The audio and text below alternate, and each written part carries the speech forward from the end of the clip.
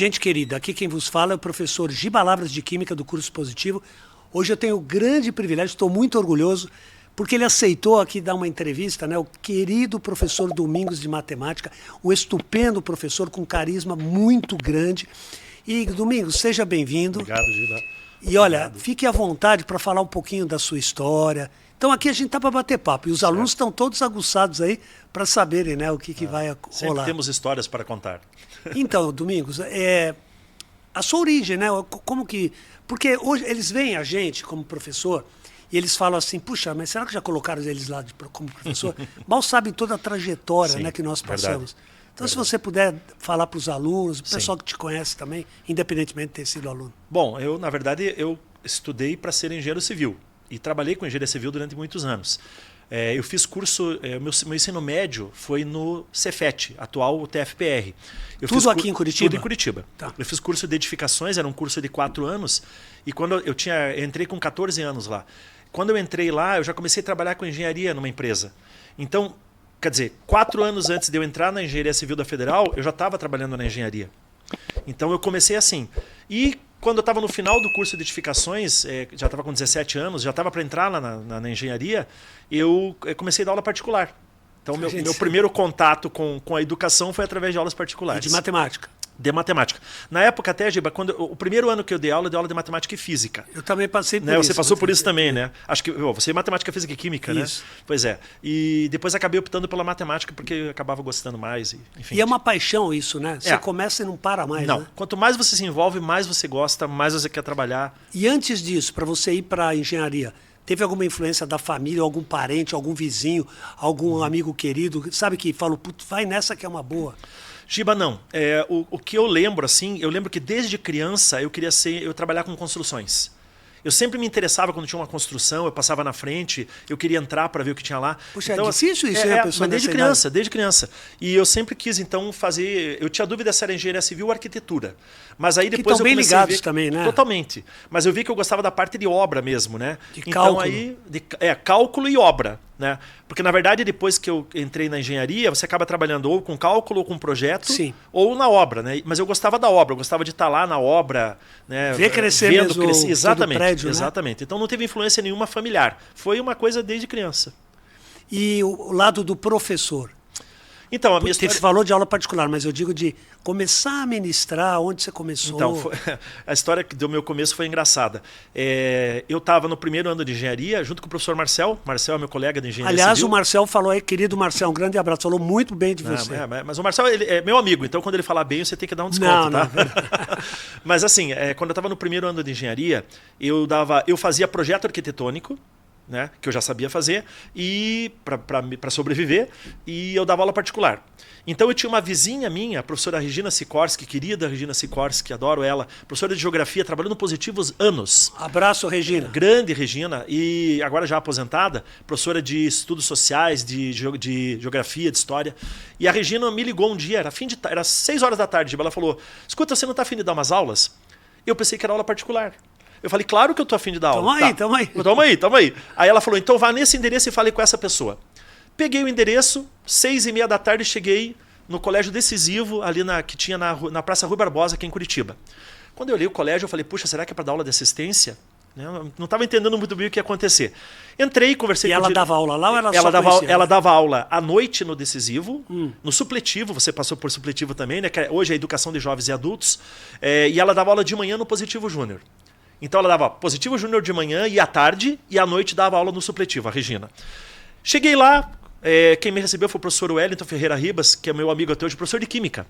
Foi legal. Professor também do Decisivo e do Positivo da Ângelo Sampaio. O Wellington era diretor do Decisivo à noite. Daí ele falou, escuta, eu tô precisando... Ela não estava lá te esperando, não? Não, ela não estava. Ela não tinha aula naquela noite. Cheguei lá e falei, o Wellington falou, olha, eu tô precisando de um professor de matemática. Mas eu ainda achava, Giba, que era para dar assistência. Daí eu falei, não, eu estou disponível, tal. Ele falou, então, conversou comigo assim uns 20 minutos, já era perto das 7 da noite. Ele falou, gostei de você, vou te contratar. Vocês tinham conversado um pouquinho? Não, a gente conversou ali uma meia hora, trocamos uma ideia e tal. Ele não quis uma aula teste? Não quis aula teste nada. O que ele fez, Giba? Ele falou, tá bom, eu vou te contratar. Eu falei, quando que eu começo? Ele falou, agora. porque tinha um professor que Era premente, ele precisava... ele precisava, o professor estava doente, ia ter prova, ou seja, 10 para as 7 ele me avisou que eu ia dar aula, e a aula começava às 7 horas. Me botou dentro de 2 turmas, e na época, para o pessoal que não sabe, o supletivo, que é a educação de jovens e adultos, era só com pessoas de 18 anos ou mais, né, Giba? Sim. Então, assim, eu tinha ali de 17 para 18, e eles todos, a mesma coisa que aconteceu com o Marcel, né? O Marcel, que aconteceu comigo também. E com você também. E uma coisa engraçada disso que você está falando. Eu estou lembrando agora, você está voltando, também tinha essa idade mais ou menos. O valor que eles davam... Tadinhos assim de cansaço. Sim. Que eles estavam, trabalhavam o dia inteiro. Sim. E a voracidade Sim. de tentar aprender. Sim. Sabe? E por isso que a gente tem que respeitar todo mundo. Nossa, sabe? A chance deles. E eles agradeciam. Chegavam tudo cansado do trabalho. E naquela época... Muito bacana, pessoal querido. Eu lembro, Giba, que tinha alunos a partir de 18 anos de idade. Tinha um senhor de 72 anos... era bem essas fases. E assim, ele ficou 40 anos sem estudar, porque ele ajudou a criar os filhos, os netos, e aí ele pensou, não, agora eu queria voltar a estudar, o que eu não estudei. Então a gente tinha toda a faixa, né? Você sabe, você esteve lá também, e toda a faixa de idade, né? Mas era muito gratificante. E eram salas simples, pelo menos, não sei do lá em São Paulo, eu sou de São Paulo, capital, tinha que subir a escadinha, eles estavam lá, tudo assim, pontuais, mas cansados. Trabalhavam o dia inteiro, né, Giba? Então, até para leitura eles tinham dificuldade. E assim, até para se manter acordados, né? Sim. Porque você imagina, trabalhar desde cedo até 6 horas da tarde, depois começar a aula das 7 às 11 da noite, não é para a gente tem que olhar sempre para esse lado. Não, né, muito. Todo mundo. Esse lado humano. E ali foi uma grande escola, né? Claro que para tanto para mim... Mas dando sequência, você chegou lá... Então eu cheguei lá, daí o Wellington falou, então você começa agora. Daí ele me deu um guarda-pó, me deu o livro didático, falou, você vai dar aula naquela turma. Não me falou nada do que o professor tinha dado, daí eu entrei na sala... Daí eu conversei com os alunos, eu falei, escuta, até onde foi a matéria tal, daí fiz uma revisão com eles, porque eu não tinha preparado aula nem nada, eu nem sabia que ia dar aula. Então eu comecei assim, eu fui jogado lá na sala de aula e assim eu comecei. Você sabe que a Cora Coralina, minha mãe adorava a Cora Coralina, poetisa, ela falava que a coisa mais importante na vida assim é saber decidir. Verdade. Porque se você... titubear, falar, não, mas não, acho que não, desculpa, eu vou embora. Verdade. Puxa, vai, veja primeiro o que é. E parece que daí Deus ajuda e vai encaixando, né? Vai tudo encaixando. Eu tenho uma prima minha, falecida prima minha, que ela dizia que não existe coincidência, existe providência. Providência. Então, eu conversei muito com o Marcel sobre isso também. Da ajuda divina, sabe? Sim. Você está com vontade, o pessoal precisa. A professora que te indicou também quer que você pegue... Pô, você tem que fazer a sua parte, né? Sim, com certeza. E eu acho assim que você também tem que estar aberto para aquilo que o universo te manda. Né? Sim. Você tem que estar com a mente aberta para você não fechar as portas para nada. Você tem que verificar cada coisa para você fazer uma avaliação do que é legal para você ou não. E aí você foi pegando o jeito lá? Daí nessa noite eu dei 2 aulas numa turma e 2 aulas na outra. E dei 4 aulas então, aí depois vai embora, né, Giba? Porque se aquele dia que eu entrei ali de supetão eu já me virei, aí depois preparando a aula fica tudo fácil. Mas parabéns. E o lado de convivência assim com a família, pelo fato de você começar a trabalhar e já dar aula, mudou? Ou com os amigos? Na verdade, o que aconteceu foi o seguinte, Giba. Meu pai faleceu quando eu tinha 3 anos de idade. 3? 3. Puxa vida, que bacana. Então, assim, eu tinha 3 e minhas irmãs tinham 14, 16 e meu irmão tinha 18. Então, meus 2 irmãos, meu irmão e minha irmã mais velha, foram trabalhar. A minha irmã, que tinha 14, ficava cuidando de mim em casa, porque eu tinha 3 anos.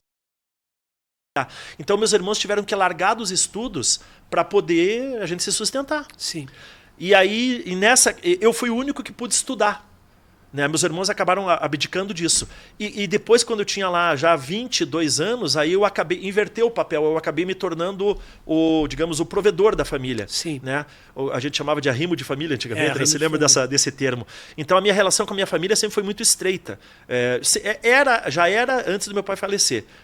Eles eram muito unidos, assim, né? E depois, então, depois que a gente tem uma partida dessa, a gente estreita mais ainda as relações, né? Então eu acabei me tornando o pai da família, em termos financeiros. E aí eu comecei a trabalhar cada vez mais, aí já comecei a viajar para dar aula, e enfim, e aí foi. Não para, é uma corrente, né? Não, é uma corrente. É uma corrente. É uma corrente. E as suas irmãs, elas... Daí minhas irmãs, elas voltaram a estudar só anos depois. Elas só voltaram a estudar para completar o ensino médio. Sim.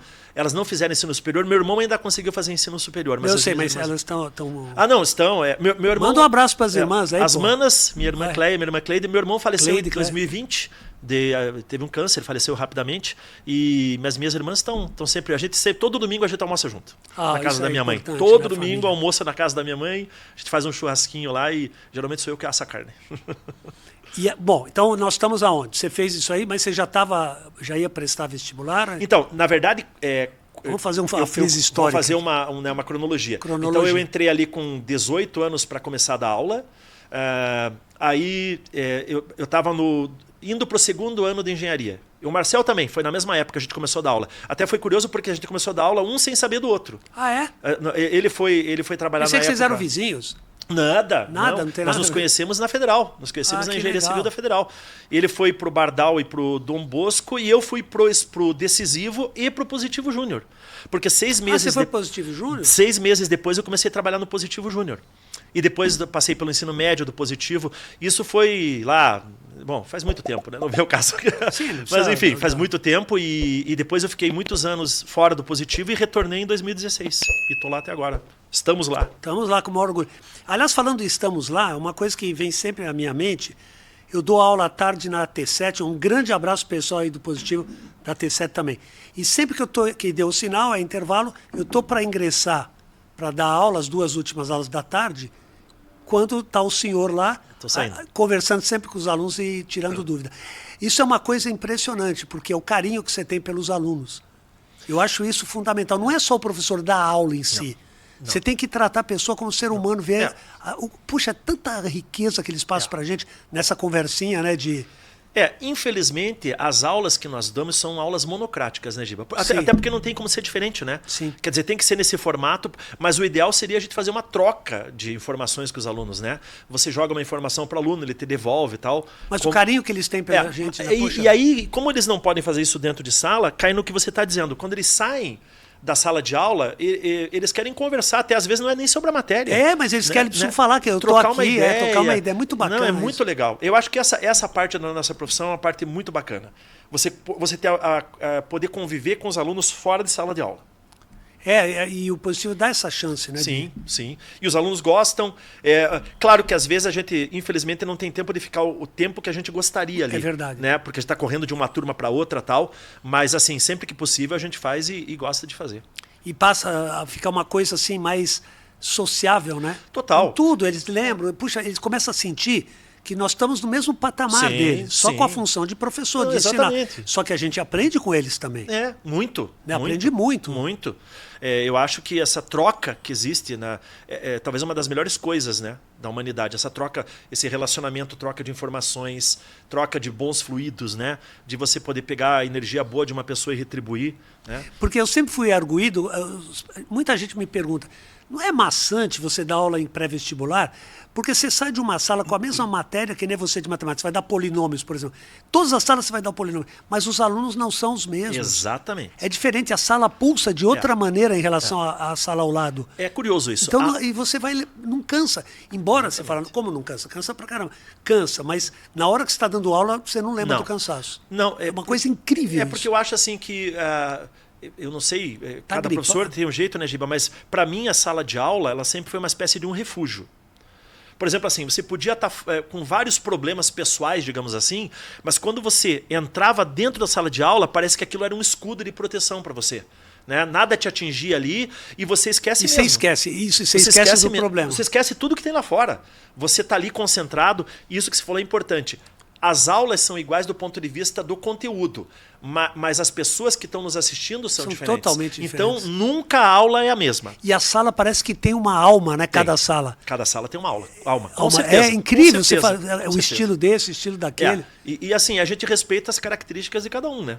Cada um às vezes uma turma um pouco mais agitada, uma turma um pouco mais calma, enfim, cada um, né, tem sua personalidade.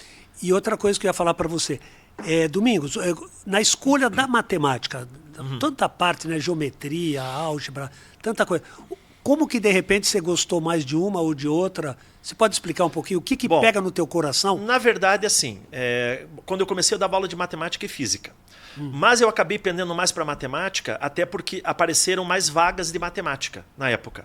Tá? Aqui também onde está eu fui para esse lado também. Eu gosto muito de física também até hoje. Mas assim, em termos de dentro da matemática, Atualmente eu trabalho lá com álgebra linear e com geometria analítica, né? Álgebra linear e matrizes determinantes de sistemas e a geometria analítica. Mas a parte da matemática que eu mais trabalhei até hoje, eu acho que foi a parte de geometria plana e geometria espacial. Eu trabalhei muitos anos com isso. Os alunos têm mais dificuldade na espacial, né? Ah, sim.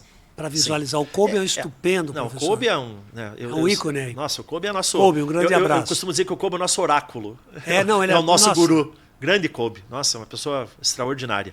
Então, assim, eu assim, vou te ser sincero, eu não tenho... Hoje, se você me perguntar qual a parte que você mais gosta, assim, se eu pudesse, eu até ficaria transitando em vários ramos diferentes da matemática, tá? Mas, assim, eu vou te falar o que os alunos dizem, tá? Quando eu dou aula de matriz determinante de sistemas, eles não dizem assim para mim, a matéria é difícil. Eles falam que ela é chata.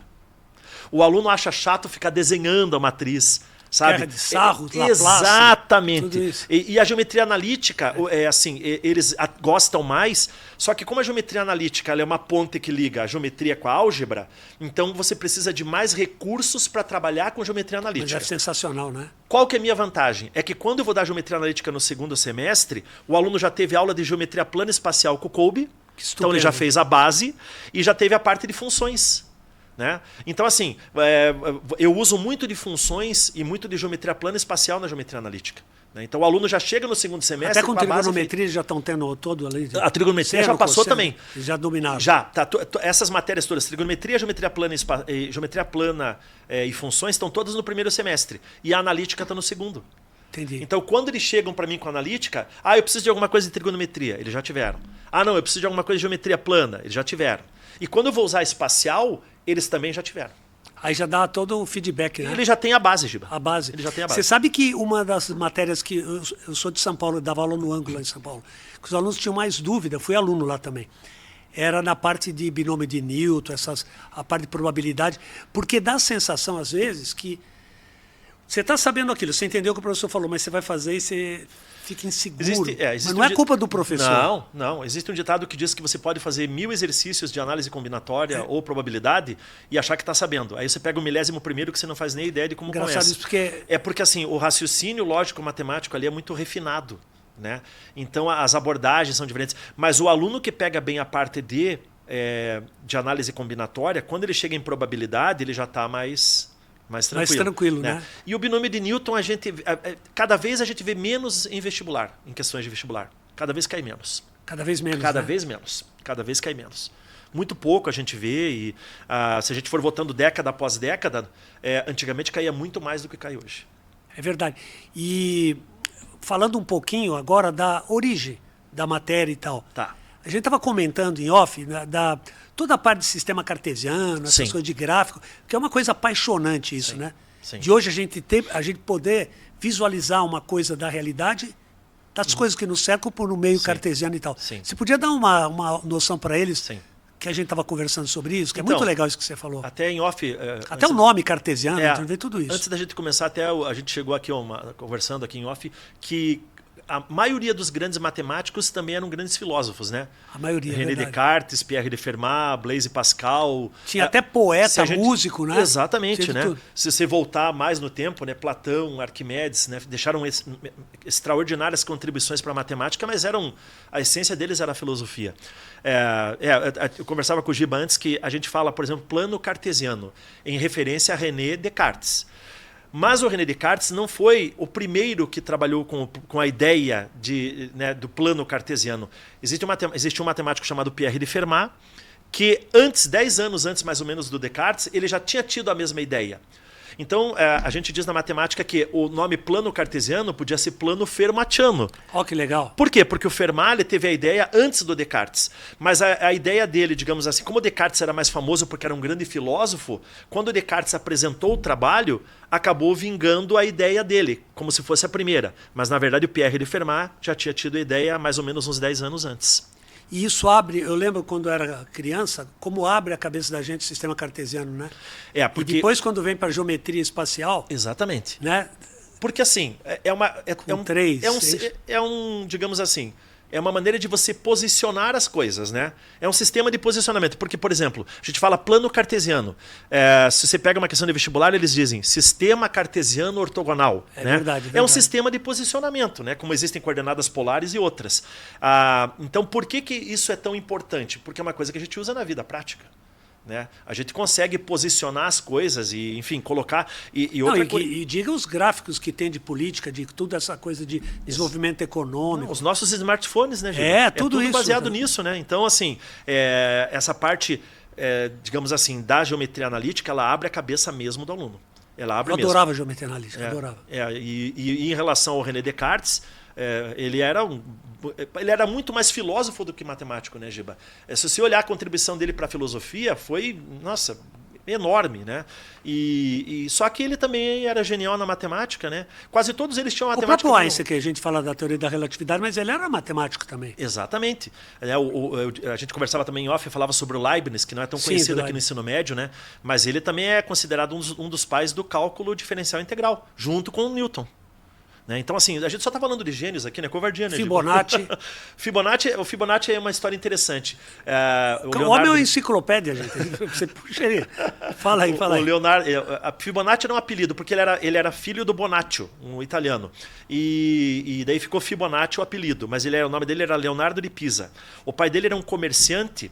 Bem-sucedido? Muito bem-sucedido. Ele trazia coisas do Oriente para o Ocidente. Ele teve influência hindu, né? Exatamente. Então, agora que eu lembrei, Influência hindu. E ele trouxe o sistema atual que a gente usa de numeração, os números como a gente usa, foi graças ao Fibonacci, porque a gente usava algarismo romano antes. Né? E ele teve uma influência muito grande de trazer do Oriente para o Ocidente essa parte de numeração que a gente usa, hindu-arábica, que a gente chama. Sim. Né? E daí tem a sequência de Fibonacci, né? Enfim, que está presente na natureza, né?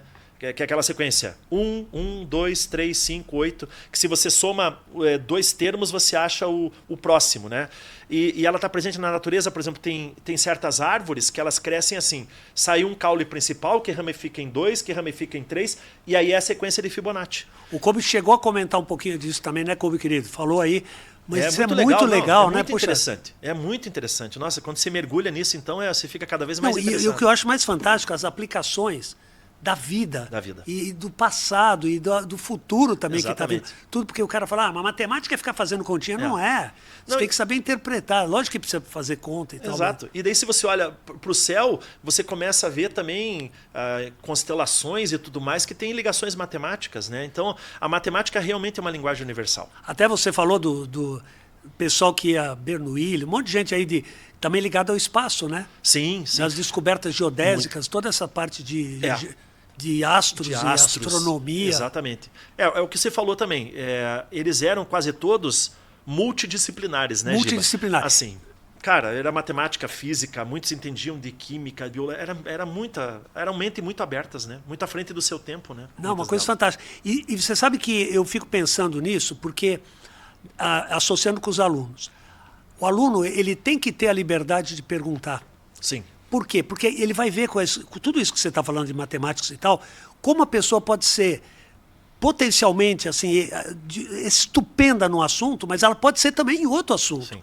Desde que ela conheça e desde que ela tire as dúvidas primárias quando ela começou a aprender. Correto. Não pode ter dificuldade. Concordo com você 100%. Você sabe que eu já falei isso uma vez no podcast, o professor Carraro que me deu esse dado específico, assim, o Carl Ziegler, Sim. o alemão Carl Ziegler, junto com o Giulio Giatta, ele trabalhou com polímeros, reações de polimerização e tal, e ganhou o prêmio Nobel. Antigamente falava Nobel, agora eles falam Nobel. Da parte de polímeros de química. Em 1963 ele ganhou. E quando ele foi receber o prêmio, perguntaram para ele assim, a quem você dedica esse prêmio que vocês estão recebendo? Perguntaram para ele, para o Ziegler, Carl Ziegler. Ele falou, olha, eu dedico à minha mãe. Aí o pessoal ficou meio assim, falou, poxa, mas não vai agradecer toda a estrutura de professores que te ajudou nessa caminhada? Ele falou, não, porque eu até agradeço, sim, é fundamental a ajuda deles, mas o problema é que a minha mãe, quando ela ia me buscar na escola, ela nunca falava assim, filho, o que você aprendeu hoje? Ela falava, filho, o que você perguntou para o professor hoje? Então você está aguçando o espírito científico. Sim. E isso é fundamental. Se a gente der liberdade para o aluno perguntar, sim, o aluno tem que estar com voracidade para descobrir sim, por que não é.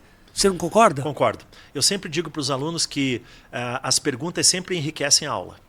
Olha só. Sempre. E assim, nunca a pergunta de um aluno é só dele.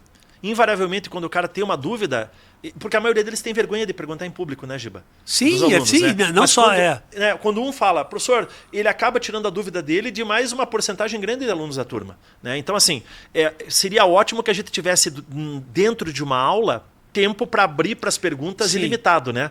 Mas claro que infelizmente a gente não tem, né? Não tem, mas dá para o aluno depois procurar e ter claro, assistência e claro, tal. Ou seja, a gente tem que incentivar a dúvida. Claro. Minha mãe era cientista, já está lá no céu, mas ela sempre falava isso para mim: filho, você tem dúvida, tira a dúvida. Sim. Não é vergonha você não saber. Sim. Tira, porque você vai deixando essa dúvida, às vezes pode ser o elo de todo desenvolvimento seu naquela matéria e até rejeição pela matéria. Exatamente. Você começa a não entender, a sala inteira participando. Exatamente. O que é polinômio, não sei o quê, o que é geometria analítica. A pessoa vai se encolhendo. Ela vai se encolhendo, ela fala, puxa, eu não vou falar mais nada aqui, né? É verdade. E é muito bonito isso. A gente falou da filosofia, né? E vai falando aí que é legal. Um dia conversando com... Tem a ver com o que você está falando, conversando com o nosso querido Daniel Medeiros, nosso professor também é um querido grande Daniel, professor de História. E o Daniel, que é filósofo também, né? O Daniel estava dizendo, para o filósofo o que interessa não é a resposta, é a pergunta. É a pergunta. É a pergunta que interessa, né? Então, assim, a pergunta move tudo. A partir dela que as coisas acontecem, né? Então, o aluno perguntar em sala é uma maravilha. Eu acho uma das melhores partes da aula é quando o aluno pergunta. Né? Porque além mostra que está interessado. Está interessado, ele está ajudando ele e os outros que queriam perguntar a mesma coisa e tinham vergonha ou alguma coisa assim. Então, você sabe que eu condeno ao extremo isso, quando o professor, já vi isso em São Paulo, foi até no supletivo. Um professor falou, o cara já de idade, trabalhando, perguntou, era coisa de álgebra, bem simples. A gente dava um pouquinho de matemática, física, química. Aí ele falou, pelo amor de Deus, isso é pergunta que se faça, senhor? Você não pode fazer isso. Eu achei um crime fazer isso com a pessoa. Eu acho que essa é a frase que jamais um professor deve falar. Nunca, puxa carreira. Vida. Não existe isso. Não existe. Às vezes ainda fala, pelo amor de Deus, isso é coisa que precisa pergunta que se faça. Vai estudar. O cara está estudando, ele não sabe. Exatamente. Uma coisa que a gente ouve, pessoal, é assim: o aluno às vezes vem para a gente fora de sala e fala, professor, eu tenho uma pergunta idiota para fazer. Uma pergunta nunca é idiota. Ele já está com vergonha. Ele está com vergonha de perguntar. Então, sempre que um aluno me fala isso, eu tenho uma pergunta boba, uma pergunta idiota, eu falo, nunca é. A pergunta nunca é boba, nunca é idiota.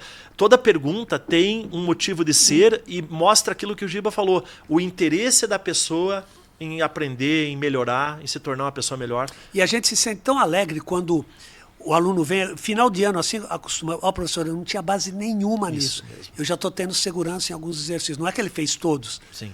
Isso não tem preço, entendeu? Não. E a gente conhece os alunos que perguntam mais pra gente também, né, Giba? A gente consegue classificar, assim, aqueles têm aqueles... Eles ficam fregueses, né? Exatamente, viram nossos fregueses ali, porque eles sempre vêm perguntar e a gente sempre faz questão que eles venham, né? Eles têm que vir mesmo, né? Eles têm que vir perguntar e quanto mais pergunta, melhor. E o outro lado do... Vamos falar um pouquinho de esporte? Aí, já gostou. Outra coisa que a gente já conversou bastante em off, eu e Giba aqui, né? Aliás, foi seleção brasileira de handebol. E Paulista também. Mas só falando um pouquinho eu falei da probabilidade de binômio de Newton. Sim. Queria mandar um grande abraço para o Peter, porque o Peter é um estupendo professor. Grande professor. A matéria que é difícil. Adoram o Peter. Sim, ele explica muito bem. Os alunos adoram o Peter. E a gente tem que valorizar o professor. É um professor mais novo. É um grande didata. Grande didata. Então, Peter, um grande abraço para você. Abraço, Peter. Então, a gente falava de esporte, né? O Giba foi esportista, eu também. Você jogou o quê? Fala para eles. Eu joguei primeiro handebol, joguei 4 anos de handebol e 12 vôlei. Você já era alto no início ou então, assim, demorou para... Antigamente... Teve um estirão? Pois é, eu cresci... Teve um ano que eu cresci 12 centímetros num ano, Giba. Meu Deus do céu. 12, eu cresci 1 centímetro por mês. E já tinha o sistema cartesiano? O Anta que perguntou aí. É melhor não falar muito da questão cronológica nossa, porque deixa quieto. Mas assim, você que é um cara alto também, você tem mais de 1,90 m, eu tenho 1,90 m. Quando nós éramos jovens, quem tinha 1,90 m era muito alto. Nossa, você achava o máximo. Hoje em dia, esses rapazes aí que tem 1,90 m e tanto, e é tudo normal ter essa altura. Mas na nossa época. Você vê a equipe de vôlei do Brasil? Exatamente. Se você pegar na seleção brasileira de vôlei da década de 1980, a média de altura era 1,85 m. Tinha o Montanaro, né? O Renan, por exemplo, tinha 1,90 m, né? E depois virou treinador da seleção. Depois virou treinador da seleção. Mas hoje em dia não, é 2 metros, 2,10 m e por aí vai. Então, assim, mudou muito essa questão física no esporte, né, Giba? Mudou muito essa questão física. Mas eu sempre que posso, jogo vôlei, eu gosto muito de jogar vôlei, né? Falta um pouco de tempo às vezes. E também, depois de uma certa idade, o joelho começa a incomodar. Né? O vôlei, eu joguei no infantil do Pinheiros. Eu era novinho, bem novinho. mas estava ainda com os fundamentos iniciais e tal. Mas o vôlei ele não é tão agressivo quanto o basquete, né? Não. Porque o basquete, tanto para joelho, para ombro, o vôlei, lógico que pega pesado também, mas não tem o corpo a corpo, como tem no futebol. Mas eu acho, eu concordo 100% contigo e vou além. Eu acho que o handebol é pior ainda do que o basquete. Pior, porque você não para para fazer substituição. Entra um, sai outro, e no handebol, você, assim, uma falta, que num outro esporte seria uma falta, no handebol não é. Eles deixam correr. Deixa correr, cara, eles dão pancada mesmo. Então, assim, pancada em nariz, trincou não aqui. Então, assim, o vôlei é um esporte, o que arrisca é você tomar uma bolada, mas se você souber se posicionar na quadra para se defender, você não leva medalha, você não toma bolada no rosto, nem nada disso. E o fundamento, né? Saber dar saque, saber bloquear. Puxa vida, manchete. Que é o principal. Nossa, mas é por isso que é tão bonito também o vôlei feminino. Ele não tem aquela violência que tem o masculino, mas... os ralis duram muito mais, né? Mas é tão bonito. Ele é mais plástico do que o masculino. O masculino é muita pancadaria. Hoje em dia o masculino, para você ter uma ideia, se pega aí, tem um jogador, um cubano que joga pela Polônia. Tem o Darlan do Brasil aqui. O Brasil também, o Darlan bate forte, mas o Leon, ele saca 135 km por hora. O Leon? O Leon. O Anta já se assustou. Tem o Leal, que jogava pelo Brasil, que também é cubano, mas tem o Leon, que é naturalizado polonês. E ele saca 135 km por hora. Não é brincadeira, hein? Cara, você se defende da bola, na verdade, né? E tinha uns mais técnicos ainda, que a bola... Ele batia no bigolinho da bola e ela caía de repente. Assim, e existe isso ainda. O cara esperando lá com a manchete. Exatamente. A bola caía antes. Existe um saquezinho tático que eles dão até hoje, né? Muito legal. Mas a pancadaria no vôlei masculino hoje está impossível. E o Bernardinho e o Zé Roberto são estupendos eu treinadores. acho que são assim, dois dos maiores técnicos Parabéns para os dois aí. Sabe? Dois maiores técnicos da história. Que eles batalham, referências mundiais. São mesmo. E o Zé Roberto ainda ele tem projetos com jovens jogadores de vôlei. Ah, é? Ele tem, projetos muito bacanas, assim. O Bernardinho também tem projetos, mas aí mais na área social, né? Então além de dois grandes técnicos, são duas grandes pessoas para a sociedade que ajudam, né? E tem que incentivar o esporte, né? Tem. Você vê a Rebeca agora. Grande, né? A do judô também. É exemplo para todos, né, Giba? Poxa, quer dizer, acho que a escola tem que investir nisso também. Não só na parte de matéria física, química, matemática. Eu acho que sim. Você pode ver o próprio positivo. Quantas atletas já saíram para ginástica, por exemplo, que foram seleção brasileira, né? Então, assim, eu acho que todo colégio, quando tem essa possibilidade, tem que investir no esporte. E na parte artística também, né? Também, né? Isso também é fundamental. Então, ou seja, a gente é multidisciplinar, né? Não, os alunos têm esse potencial. Sim. Eles não sabem o que é. Às vezes ele não conhece, não tem chance. O pessoal do interior do Brasil lá, às vezes está numa cidadezinha pequena, ele não tem nem a mínima ideia, né? Verdade. E ainda que hoje em dia a gente tem o advento da internet, que a gente consegue ter mais informações do mundo. Mas eu digo acesso ao treinamento. Mas acesso ao treinamento, aí é muito difícil. Natação. Muito difícil. E você imagine quantos grandes atletas a gente deixa de ter por conta disso que você falou. Porque ele mora muito distante, não tem condições de ir para Até jogador de futebol que não podia treinar, tinha que andar quilômetros, né? Para poder ir para o treino. Então, o Brasil tem um potencial assim, esportivo. O Brasil devia ser uma potência no esporte sempre. Mas em função dessas questões aí, dessas barreiras que existem sociais, né, Giba, atrasa bastante. Atrasa. Mais uma coisinha. Em relação às matérias, assim, você sentiu, nos últimos 20 anos, você já está mais por aí, né? Você está dando aula. Por aí, um pouco mesmo, vou diminuir, 15 anos. Não, vai. Ontem. Não, aí também não. Ontem também não. Mas assim, a mudança na percepção do aluno quando você está ministrando aula de matemática, você sentiu uma coisa assim, substancial, tremenda mudança por causa da pandemia, não sei se você percebeu isso. Eu acho que a gente teve, sim, algumas mudanças ao longo dos anos. Eu acho que algumas para melhor, outras para pior. Né? Eu acho que, por exemplo, a questão do smartphone hoje é um benefício para todos, mas se ele for bem usado. Né? Se o smartphone for bem usado. Então, assim, o perfil do aluno, Giba, eu acho que foi mudando. Né? Eu acho que, como o aluno hoje tem muito mais informação disponível do mundo inteiro num piscar de olhos, eu acho que isso mudou um pouco. As pessoas, a sensação que eu tenho, Giba, é que as pessoas hoje elas são mais generalistas do que especialistas. A pessoa ela tem informação de todas as coisas, mas às vezes ela acaba não se prendendo a um ramo do conhecimento. Ela acaba não se especializando. Né? Mas você não acha que tem umas coisas fundamentais que, por mais recursos que você tenha na tua casa e tal, vou dar um exemplo. Tabuada. Sim. O aluno tem que A saber, base. esse mínimo ele tem que saber. Você fala, não, mas eu digito rapidinho aqui, já sei todas. Então, isso pode dar problema na hora da prova. claro, por isso que eu citei o smartphone. Que você ele falou. é um benefício para a gente ter informação de todo tipo que a gente quer, mas ele acaba deixando a gente preguiçoso para fazer coisas que antes a gente fazia todas no braço. No braço, né? Né? Então, não assim, que tenha que fazer tudo no braço, mas tem a que ter uma base. ideia, a base. A base Isso tem que ter. Né? Como é que você vai fazer qualquer coisa em matemática sem conhecer a tabuada? Não tem como. Né? É uma das bases, é um dos pilares da matemática. E na redação também, o cara, não, mas eu digito tudo já pronto e tal. Tem que saber escrever. E hoje em dia, voltando a essa questão de redes sociais, a gente escreve tudo abreviado. Tudo, beleza, Susi. Né? Exatamente. Então, assim, a gente vai acabar perdendo um pouco das características até da língua portuguesa, porque você vai acabar tendo que trabalhar com, de alguma forma, as pessoas têm que entender, né? Ela abrevia uma palavra, mas como seria essa palavra escrita normalmente? De repente a pessoa até perde, ela não sabe mais, porque ela escreveu a vida inteira abreviada e quando ela precisar escrever a palavra de verdade, ela fala, como é que é isso mesmo? Então, assim, eu acho que o que você está falando é importante, a gente não pode perder as bases da educação. E de cada matéria. De cada matéria. Porque eu acho, normalmente o aluno avalia assim, esse professor é bom, o outro é simpático, mas eu não gosto do cabelo dele. A gente já não tem esse problema, né? Eu não gostar do cabelo da gente. Vocês podem ver aqui. Mas então eu não vou assistir a aula dele, ou então o contrário. Aí eu já sei inglês, sei bastante, eu não vou assistir a aula dele. E a Rosalie falou muito sobre isso. O cara pode ter morado nos Estados Unidos, mas a matéria básica que cai de gramática, de coisa, ele tem que assistir a aula. Porque ele vai ter que interpretar um texto que, por mais que ele tenha um vocabulário extraordinário no inglês, se ele não conseguir entender o que o texto diz, o contexto diz, ele não vai acertar a questão. E a matemática, a prova de matemática, eu gostava muito de matemática também. A prova de matemática, ela não tem, a química ainda tem uma vantagem assim em relação à resolução. Se olha, você já percebe se é eletrólise, se é pilha, se é cálculo estequiométrico, se é termoquímica. Sim. A matemática ela mistura às vezes, né? Você está com uma questão de matrizes ou determinantes, aí já mistura. Sim, já coloca o logaritmo dentro. O logaritmo um dentro, exatamente isso, não é?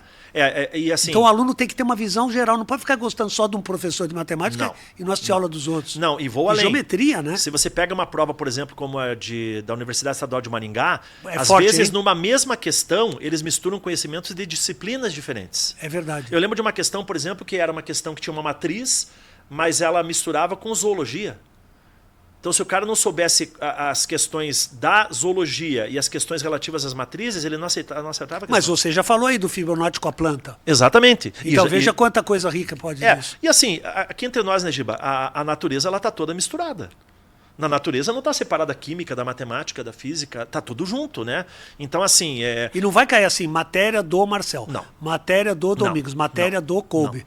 Infelizmente não é assim. Não, a gente fragmenta separa as matemáticas, as químicas, para o aluno ter um aprendizado mais rápido e um aprendizado... Sim, mais preciso. Porque você consegue trabalhar ao mesmo tempo com diferentes frentes e você vai fazendo uma ligação entre elas. E eles estão percebendo que o Enem também é fantástico nisso, porque começa a misturar no texto. Sim. Eu falo para eles, às vezes tem questão de química ou questões de química, que o cara está dando uma aula de redação com biologia. Exatamente. Então o aluno tem que ficar esperto nisso, porque independentemente dele saber se a resposta é A, B, C ou D, mas ele aprende no texto. Isso eu acho que é fundamental se aprender no texto. Na própria prova da UFPR agora, recente, a Federal está fazendo tinha isso uma questão que falava de juros compostos na prova de língua portuguesa. Olha só. Então, assim, essa interdisciplinaridade vai ser cada vez mais comum. Né? Eu acho que o Enem levantou essa bandeira primeiro, né? Claro, sempre lembrando que no estado de São Paulo a gente sempre teve isso há muito tempo, muito antes do Enem, né, Giba? É verdade. Lá já se preocupava com isso, né? FUVEST, Unicamp, já se preocupava com isso há muito tempo atrás. O Enem surgiu em 98, mas antes disso ele já tinha essa preocupação. A Unicamp ela prima, né, por uns textos super rebuscados e firmes, né? Dá gosto de ver as provas elaboradas por eles, né? São muito boas mesmo. Muito legal. Então, mas hoje em dia com esse negócio de a parte financeira está começando a bombar, você acha que vai ter uma mudança assim? Deveria. Para encaminhar para esse lado? Eu sempre penso nisso. Deveria, Giba. Eu acho assim, O Marcel falou do filho dele, um deles está envolvido sim. Da parte de cálculo, que ele gosta disso aí, né? Sim, o Henrique. Pois eu acho assim... Abraço, Henrique. Eu acho o seguinte, a verdade, Giba, é que hoje em dia, se você não tiver um pouco de conhecimento de cada coisa, você não toca em frente à vida. Não vai, né? Não vai. Então, assim, eu acho que quando a gente quer aprender alguma coisa de verdade, a gente tem que estar, como você disse, Não tem como você passar no vestibular hoje sabendo 1, 2, 3 disciplinas. Não. Se você não souber um pouco de cada, você não passa. E não precisa gabaritar tudo, Não, você tem não que ter uma nota média. Tem que ter, exatamente. Você tem que ser... claro que tem disciplinas que você vai ser um pouco melhor do que outras, claro. Mas você tem que ter uma base das outras, senão você não consegue fazer as coisas. Né? Então, assim, eu acho que o que deveria acontecer no Brasil... Eu acho que o ensino da matemática tinha que sofrer algumas mudanças meio radicais. A gente dá muita coisa no ensino médio que o aluno não deveria ter no ensino médio. Não deveria. Se você comparar o currículo da matemática no Brasil com o da Alemanha, por exemplo, o currículo do ensino médio da Alemanha é muito mais enxuto. Só que é dado muito mais aprofundado daí. Porque a pessoa vai usar a coisa que efetivamente ela vai usar na vida. Né? Onde é que o cara vai usar número complexo? Ele vai usar na engenharia elétrica em corrente alternada. Quer dizer, é uma coisa muito particular. Então, assim, tinha que dar aqui no ensino médio uma noção de número complexo, sabe? Não tinha que aprofundar tanto algumas coisas. E aí eu trocaria e entraria no que você falou. Deveria se valorizar mais, por exemplo, uma matemática financeira. Matemática financeira é importante. Né? Uma matemática econômica, eu diria, né? Até usando um outro termo. Né? Então, assim, eu acho que a gente deveria rever isso. O que me surpreende é que, independente de quem passa por lá, nas altas instâncias de ministérios de educação e tudo mais, se você pegar os últimos 30 anos, ninguém se preocupou em fazer isso. Em momento algum. E tem que ter alguém que um dia levante essa bandeira e fale, não, vamos melhorar esse currículo. Vamos dar para os alunos o que ele precisa para a vida dele. Porque vamos supor que o aluno não queira fazer o ensino superior ou não possa. Ele teria um ensino médio tão forte a ponto de ele conseguir tocar a vida dele para frente. Né? Agora, o que ele vai querer com certas partes da matemática que ele não vai usar depois? Né? Então, eu estou contigo. Eu acho que a gente precisaria... Eu não sei se a química passa por isso, mas na matemática eu acho que deveriam acontecer mudanças. A química dá para relacionar bastante com o cotidiano. Exatamente. Né? Exatamente. Com o corpo e com a biologia também. Né? Mas na matemática a gente tem alguns gargalos aí que a gente precisava resolver, Giba. Sabe? Eu acho que dava para reduzir o conteúdo do ensino médio aí em uns 30% e no lugar dessas coisas que a gente vai retirar, aprofundar coisas importantes e colocar novas coisas úteis. Eu até conversei com o Giba em off também. Quando a gente começou a dar aula, a gente dava no supletivo, que era para as pessoas, né, para os jovens e adultos. A gente estava começando? A gente estava no início de carreira, a gente dava limites e derivadas, a gente dava cônicas. Hoje em dia a gente só vê limites e derivadas no ensino superior. Né? Então, assim, eu acho que a gente deveria dar noções de algumas coisas para as pessoas. E tirar outras que são... E tem que ter um equilíbrio, né, da pessoa que está recebendo aquilo. Exatamente. E do que a gente está ministrando. Porque às vezes não adianta também você dar uma coisa... Né, precisava ter, é tudo gradual, é uma coisa... Mas assim, é que eu acho que isso só vai ser... Não é fácil, né? Não, mas eu acho que tem que ter uma força-tarefa, né, Giba? Assim, você tem que pegar especialistas de todas as áreas, técnicos, professores, botar essa pessoa e falar, vamos lá, vamos discutir isso, vamos fazer um fórum de discussões e dali sair alguma coisa que vai melhorar. Né? Mas tem que pegar gente que entenda. Né? Não dá para pegar só quem acha que entende, tem que pegar quem entende. Especialista naquilo. Tem que ser especialista, não tem como não ser, né, Giba? Eu acho que é isso mesmo. Essa relação da matemática com a física, com a química e tudo, né?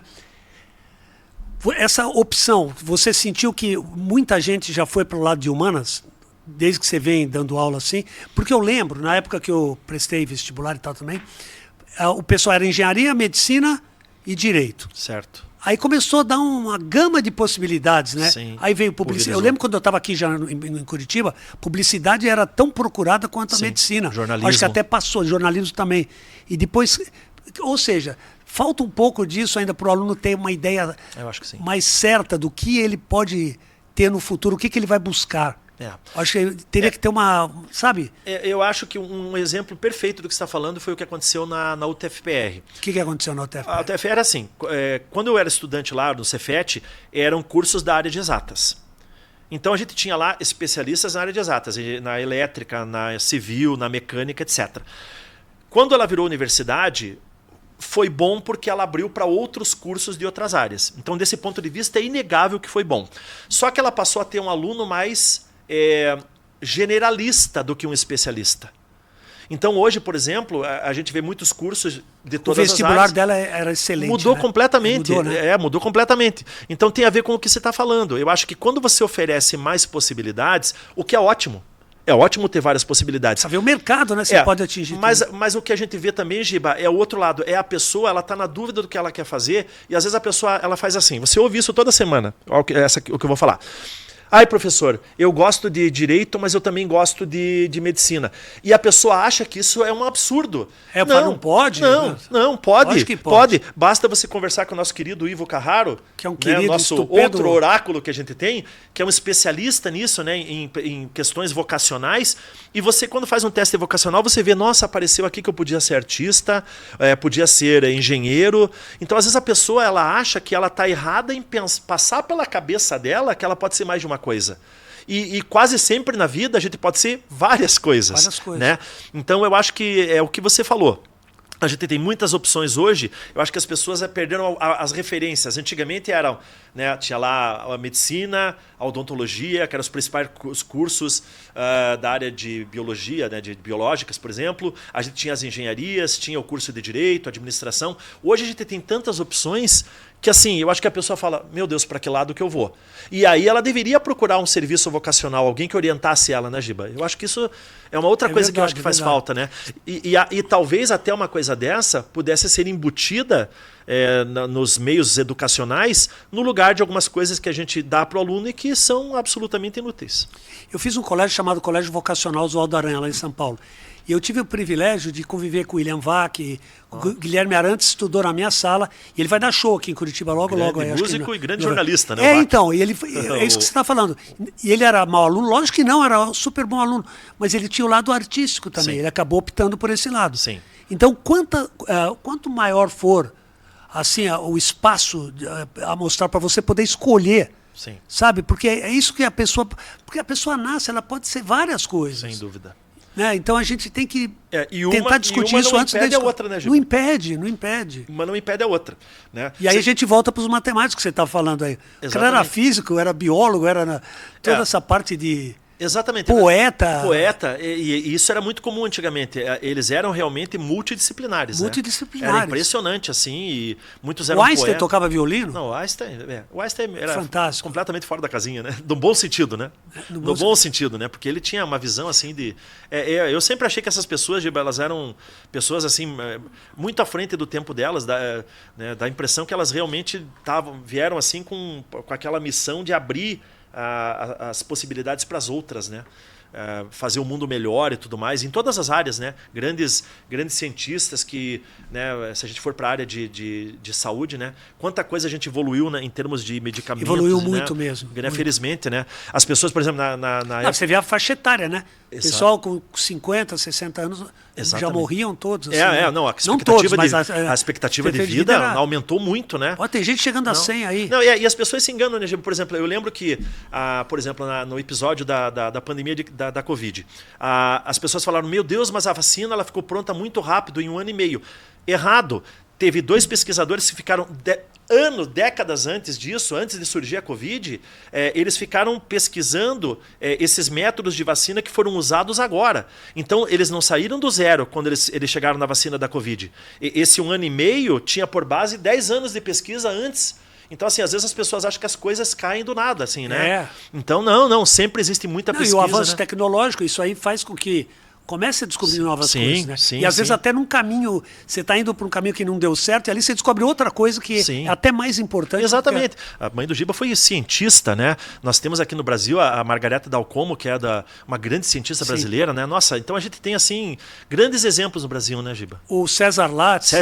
Foi injustiçado. Nossa. Eles associaram essa semana, não sei viu, o prêmio do Vinícius Júnior com o César Lattes. Pô, ele merecia ter ganho pela descoberta do meson, né? Sim. E é curitibano, né? É curitibano. Era amigo César da minha Lattes mãe. é curitibano. Então, assim, a gente tem grandes exemplos. E é outra coisa que a gente precisa ter na vida, exemplos. Bons exemplos. Bons exemplos, né? Porque a gente está falando aqui de, tem muitas opções para ir para o mercado de trabalho, para estudar e ir para o mercado de trabalho. Eu não sei para qual eu vou. Mas, assim, a gente ter bons exemplos também ajuda muito a gente decidir, né, Giba? Eu acho que ajuda a gente a direcionar e a gente precisa, né, de bons exemplos. E em relação a isso também, a chance que o aluno do positivo tem de conversar com outras pessoas, não só do meio aqui de Curitiba, isso é fantástico. Se ele tiver pureza de perguntar de onde você é, como é Sim. o que teu pai faz lá em Roraima, Sim. em Rondônia, no Acre, na Bahia, em Santa Catarina. Sim. Se aprende muito, de uma Sim. forma bem suave, né?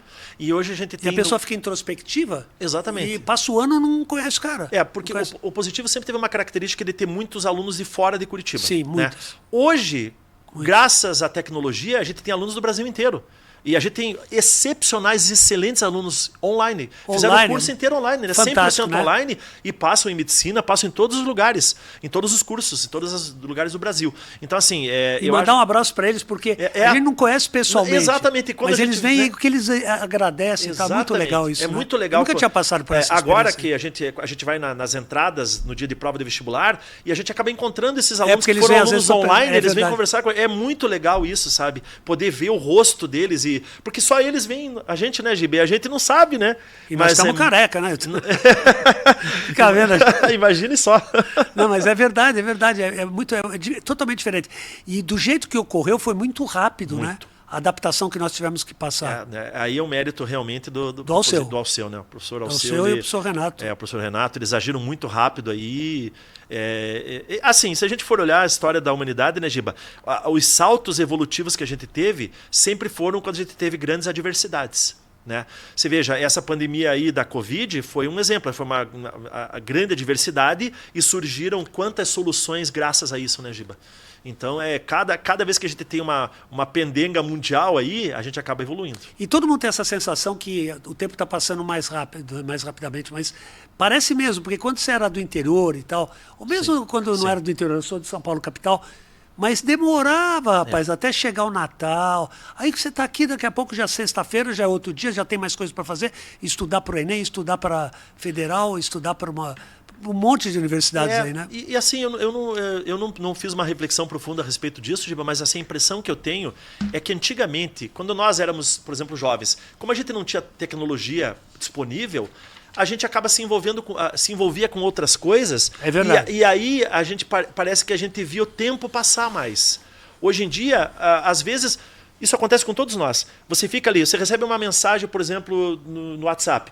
Você vai responder aquela mensagem, quando você vai fazer uma outra coisa, já chegou outra. Então você fica ali 30 minutos, às vezes, respondendo a mensagem e você não viu o tempo passar. É verdade, é né? incrível. Então, realmente, o tempo passa mais rápido nesse sentido. A gente não vê o tempo passar.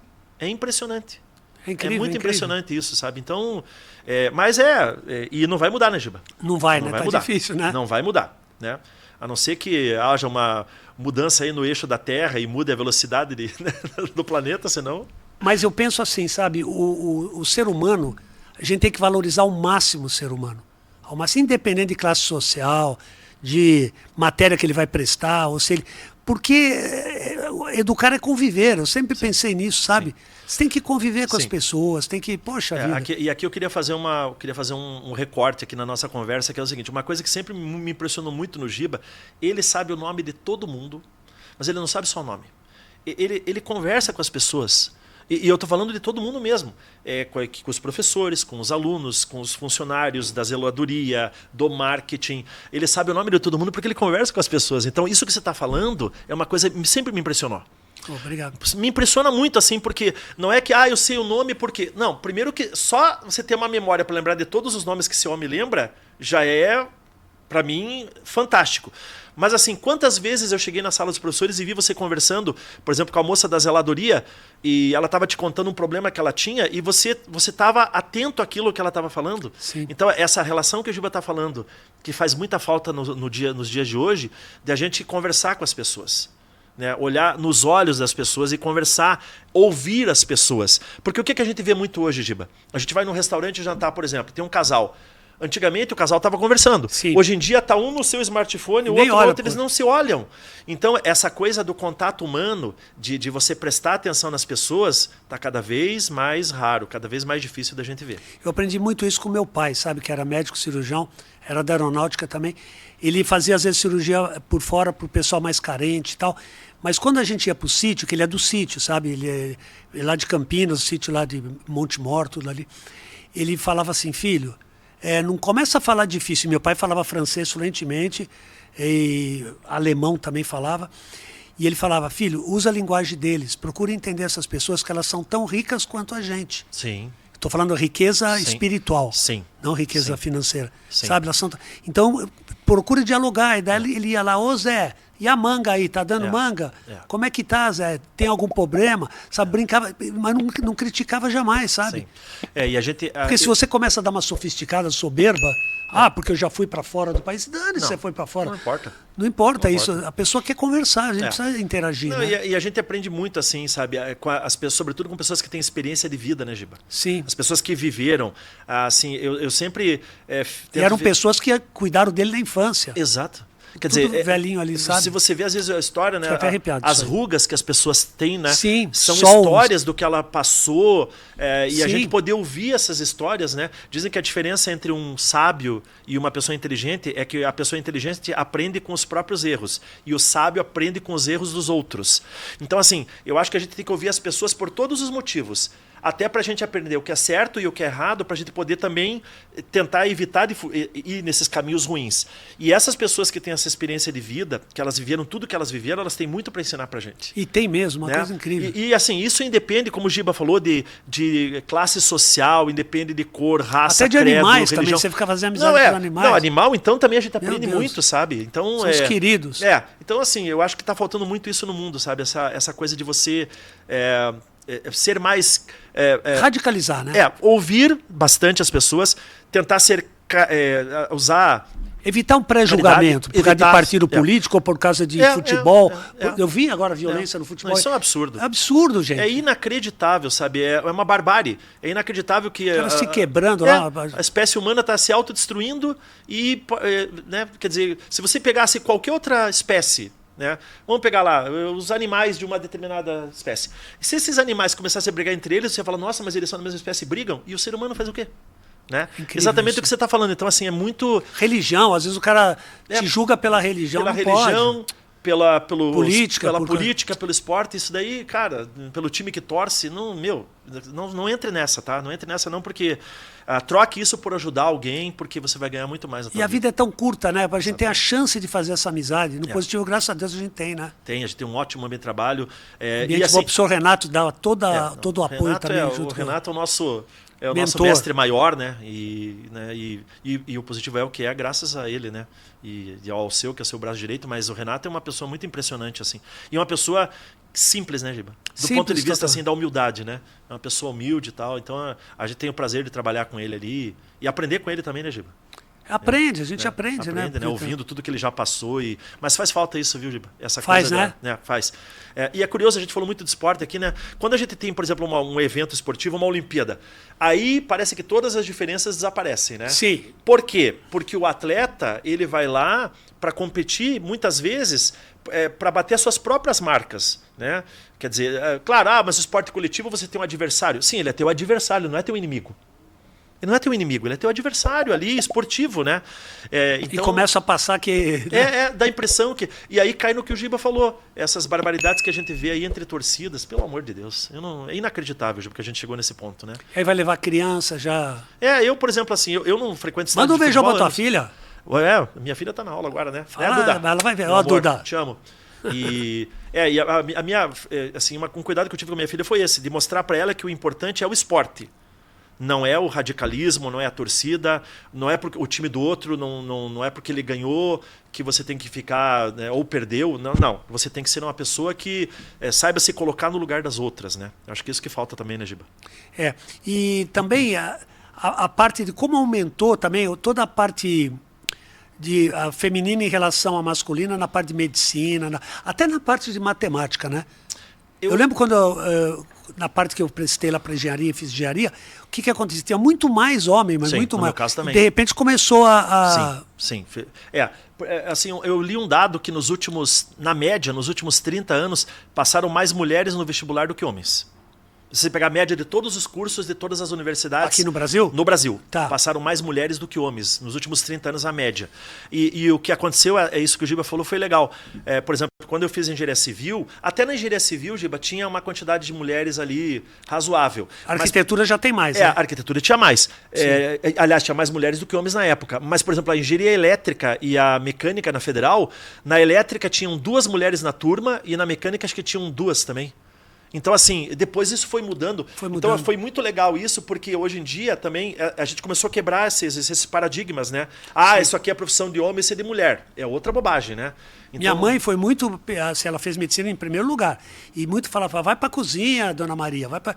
Poxa, era uma cientista, ouviu uma coisa dessa. Não, e ela, tadinha, ela já tinha perdido a mãe cedo, sabe? Sim. Doutora Alba Aparecida de Campos Lavras, sofreu muito, nos deixou faz 2 anos aí a família toda, mas ela sempre falava isso, filho, você tem que ter personalidade, independentemente de ser, da pessoa ser homem ou mulher, você tem que respeitar todo mundo. E todo mundo está tentando um lugar ao sol, né? Até porque quando partirmos daqui, né, nós vamos levar as mesmas coisas e ela não abaixava a bola, né? Não. Podia vir governador, quem fosse conversar, ela conversava de igual para igual. Exatamente. Porque a gente tem que ter esse valor do que a gente do que a gente quer, né? Não, a gente deixa os bens materiais e leva o que a gente tem aqui dentro, né? Do coração, da mente, enfim. Domingos, querido, deixa eu cumprimentá-lo. Obrigado. Foi um prazer pelo convite. Enorme. Mas fale para eles aí, dá uma mensagem aí. Gente. Estamos na reta final. É verdade, né? A gente está aí agora nos últimos instantes, né? Para você que está assistindo a gente agora, né? Nesse momento que ainda o vestibular está por vir, né? Que vocês tenham, né, façam uma boa prova, tenham muita sorte e que lá no ensino superior vocês consigam galgar uma carreira aí, né? Acadêmica e depois uma carreira profissional e sejam muito felizes. É o que eu desejo para vocês. E obrigado pelo convite aí. Imagina. Obrigado, querido. Valeu. Eu queria terminar com uma frase do Bertrand Russell, filósofo. Ele era filósofo e matemático também, hein? Eu acho isso fundamental. Ó. O mundo é cheio de coisas mágicas, pacientemente esperando que a nossa percepção fique mais aguçada. Que coisa linda. Então vamos valorizar o mundo que a gente vive. Tem coisa mágica e linda, gente. Vamos tentar valorizar as coisas boas. Um grande abraço e bons vestibulares a todos vocês. Tchau, pessoal. Tô meio emocionado aí. Valeu.